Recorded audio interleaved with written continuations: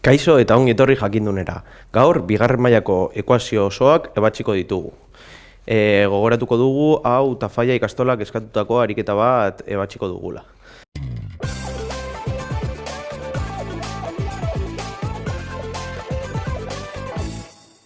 Ikusten dugunez, hemen daukagu bigarren mailako ekuazio baten itxura orokorra. Hau da, I berdin, A isa berbi, gehi B isa, gehi C izanik gai askea. Nola ebazten dira moto honetako ekuazioak? Algoritmik egindako edo garatutako formula erabiliz ebazten dira formula hauek. Ikusten duzuenez, hemen isa berbiren ondoan dagoen terminoa A terminoa da, isa terminoaren ondoan dagoena B da, eta gai askea C izanik. Orduan, jerarkia hau jarraituz, formula honetan, gure formula izango da isa dela sistemaren soluzioak kasu honetan, izango da minus B plus minus erro B ber bi ken lau bidera bider C, zati bi bidera. Kasu honetan plus minus sinua daukagu, bigarren mailako ekuazioa denez bi emaitz lortu behar ditugunez, bi emaitzak ebazteko.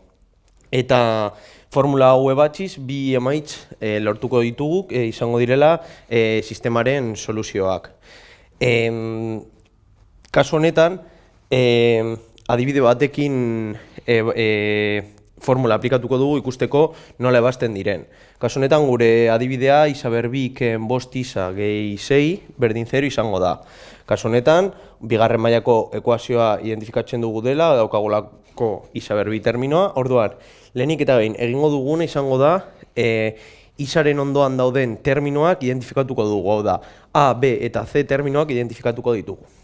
Gure kasuan, A izango da isa berbiren ondoan dagoen terminoa. Kasu honetan ez dago ezer, baina dakigu ezer daukagunean bat dagoela, ezta? Zergatik bat bider isa berbi delako. Orduan, gure A kasu honetan bat izango litzateke. B terminorako kontuan izan behar dugu, A, B eta C terminoak hartzen ditugunean, bere sinua zein den hartu baino lehen. Zergatik negatiboak ala positiboak izan daitezkelako, orduan kontu zibili behar dugu.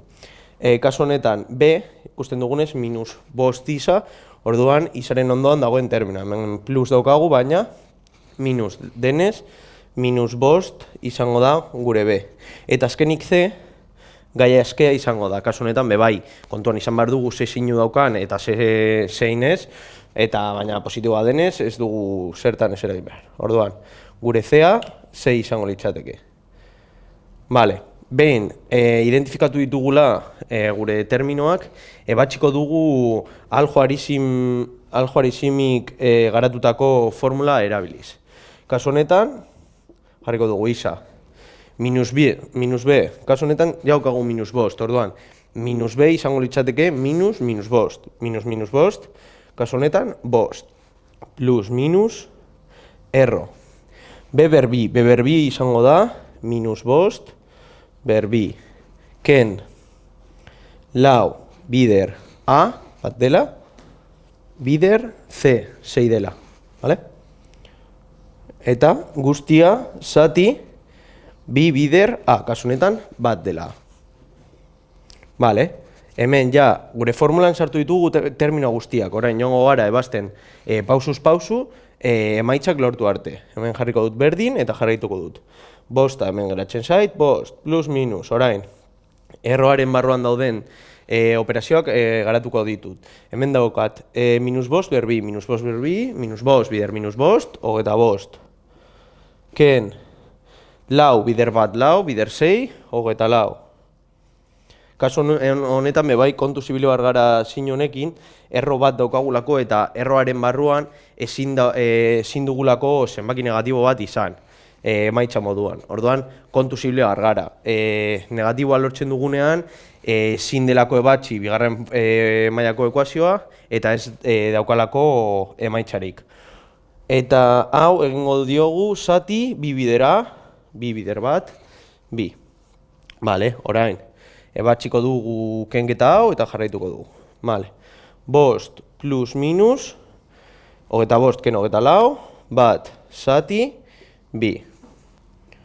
Orduan, orain, erro bat, geratzen zaigu, bost plus minus, bat, zati bi. Vale. Eta orain, hau nola batxiko dugu, daukagu plus minus, nola egiten dago, vale.